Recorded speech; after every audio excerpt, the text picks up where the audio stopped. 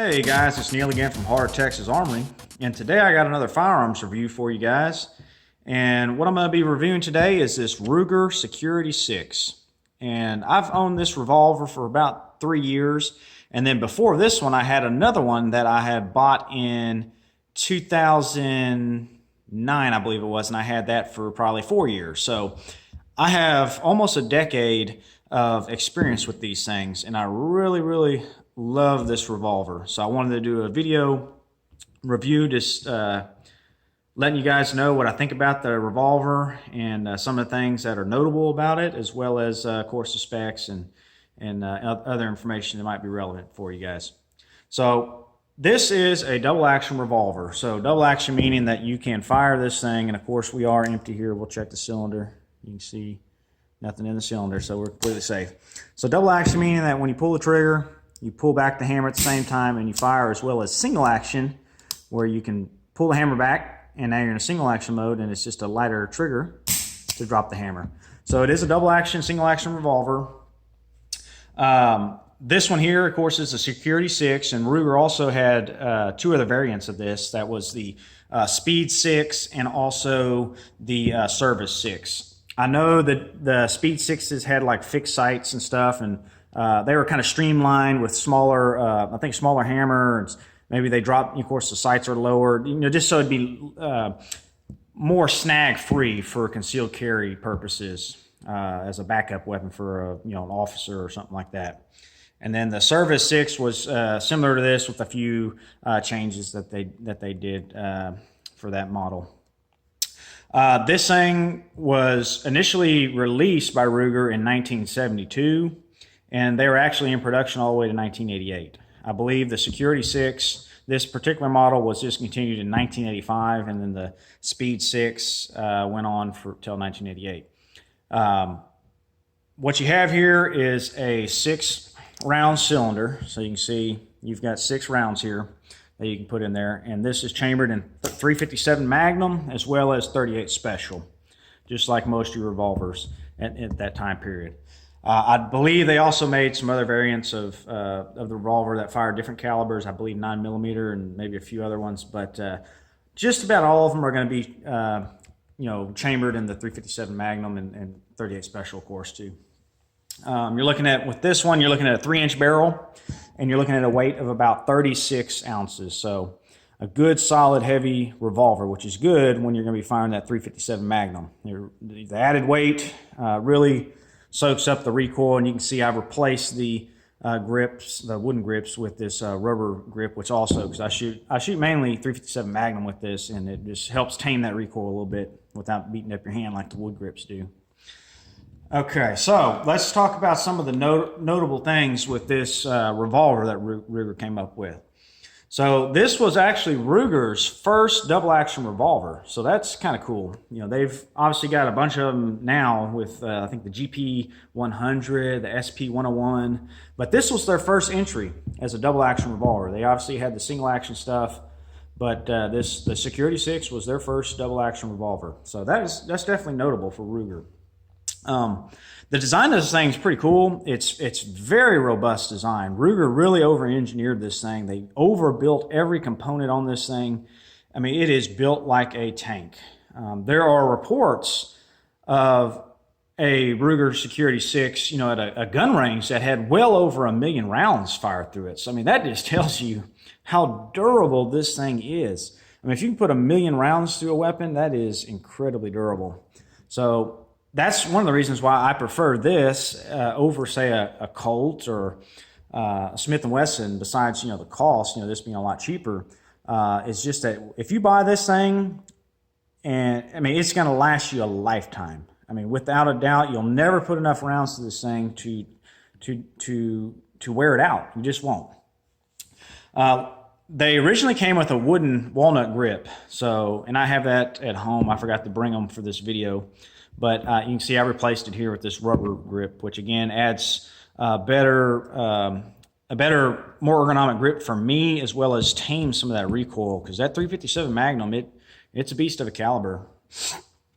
What you have on your double action, the trigger, I mean, it's very smooth trigger. I really like that double action. Now, I will say it is slightly heavy. I would estimate it probably between 10 and 12 pounds, maybe 11 pounds, something like that. But it's deceptively, it's not as heavy as it sounds on paper. It's just the smoothness of it makes it feel not as heavy as it sounds. So it's not too bad. And then the single action, you're looking at about a 4 pound, maybe 3.5 pound. Very light. It's obviously not as light as high-end Colt or Smith & Wesson, particularly ones that have like a trigger job on them where they got a hair trigger. But I like that. This is kind of a weapon that I leave at home on the nightstand as a backup gun, a home defense weapon. So I don't want a hair trigger. I want a good trigger, which it is. It's light. I mean, it's light, but it's just not a hair trigger. So keep that in mind. It's not going to be a target shooter because of that, but it's going to be accurate enough for just about everything you'd want to do, particularly home defense situations. Another cool thing about this is that Ruger, and let me actually zoom in here, guys. There we go, and I'll focus in. On the cylinder release here, they actually, instead of going with, like Colt or Smith & Wesson where you push or pull down on the release, it's just a simple push. So very easy. I'll actually prefer that. All you got to do is push. You don't have to push the side, pull back, or anything like that. It's just a push button. And that was something that Ruger came up with, and I really think that was a smart decision to do that. So I really like that having that push button cylinder release. That's a nice feature. You can also see that this has adjustable sights, and the sights are actually really good. For a revolver, I like them. So there's a look at the back, at the rear sight. You can see it's got a little screw there where you can adjust those. Nice, precise sights. And then the front post is going to have a red insert in there, which also helps. So sight picture with this is actually really good. So you can see right there, easy to pick up, just excellent sights. So I really like that sights that Ruger decided to go with on this model. Another cool thing about this is that it has a transfer bar. So if you look right there, you can see that little bar that comes over the top of the firing pin there. And that was kind of an innovative feature because, see, your hammer will never go in far enough. It's physically impossible. It's actually machined the way it's designed that it can't go forward. So the only way you're going to impact that firing pin is when you cock the hammer, and now the transfer bar comes up, and now you see when I release it, the hammer is going to strike that transfer bar, and then the transfer bar is what hits the firing pin. So that was a safety feature. So you can leave this thing with rounds in there, obviously, and if you drop it even on the hammer, it's impossible for the hammer to touch the firing pin in this position. It has to be cocked with that transfer bar up. So that was cool, as opposed to, say, the rebound style hammer that you see on the Colts and Smith & Wessons of that time period. It's also, what's cool about this is Ruger really thought this out well. They really simplified the disassembly, particularly on some of the older revolvers. Man, they were like Swiss watches, and it took a lot of time and tools to take one apart for, detailed cleaning. This one here, the Security 6 series, you can disassemble this entire thing with just one tool, a screwdriver. And all you have to do is just remove the grip. You take the grips off, you cock the hammer, you put a little pin underneath this little hole that once you have the hammer cocked is exposed, and then that takes the tension off the hammer, and you can take this whole thing apart with just, like I said, just a screwdriver. Unbelievable. So it's very simple to take this fully apart for detailed cleaning. So that was a huge improvement over the other designs of the time period. They what Ruger's idea with this was, I've mentioned this before, the durability was one of the things that Bill Ruger wanted with this series. He felt that some of the other revolvers of the time period were, they were obviously excellent guns, and they have stood the test of time too, but in his mind, he wanted to build something that would last forever, basically. Something you'd hand down to your kids. So he designed this with durability in mind, but he also wanted to he wanted to build this at a price point that was affordable. And that was the main thing with him, because he felt that the other revolvers, they were just too costly for the average person, and he felt there was a niche market for a value-priced revolver that was quality. And that's what Ruger's always done, is they've always done, they see, markets like that, or firearms like that in that market, like a revolver, and they decide, well, we're going to build one that's better or stronger, and we're going to price it under the competition. That was what they did with this, and they accomplished it. So the way they did that, on the durability, you can see how thick this frame is here. I mean, it is unbelievably thick steel.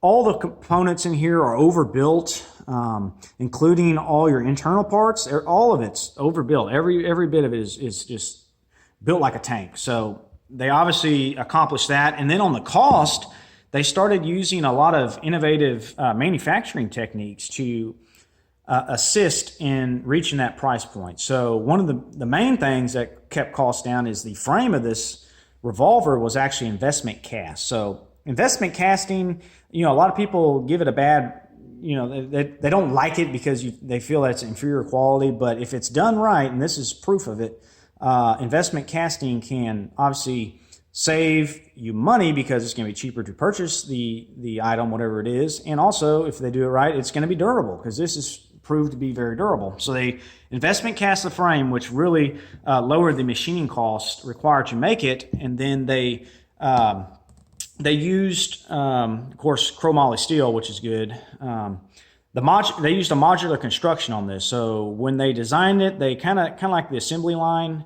in the like the Ford Model T, when that was such a groundbreaking technique. They used similar techniques with this, obviously on a smaller scale, but things that would improve the assembly and the time and labor required to do assembly. Ruger looked into all that, and he perfected that, where it wouldn't take hardly any time to actually manufacture one of these. And that's really what causes guns to the price to go up, is the amount of time and labor that goes into a revolver. Ruger significantly lowered that, and that really improved the cost of these. They also, speaking of durability again, let me zoom out my camera here back to the full picture. Another cool thing about these is all the internal parts are actually stainless steel. You can see the trigger here, stainless steel, the hammers, stainless steel, transfer bar, stainless steel, and the rest of the internal parts it's all stainless steel. So even if, this thing is easy to disassemble, but if you decide to never disassemble this thing, having those parts being stainless steel to resist corrosion, that was another kind of game changer that Ruger did. So in theory, even if you never clean this thing, it would just hold up just fine with no problem with corrosion on the internal components. Where, if you get water inside the frame, that's where rust is going to obviously form faster, because the water's not going to evaporate like it would on the outside, the internal stuff. So having that stainless steel, that was a big thing for Ruger to do that. And then the price on these, you're looking at, when these were initially brought to the market in 1972, these things only cost $89 to get one of these. And that was significantly lower. For instance, the Colt Trooper was around $160 at the time. And then the Smith & Wesson Model 19, which was probably its biggest competitor, that one was priced at $143. So significant difference there, almost half the price of a Colt.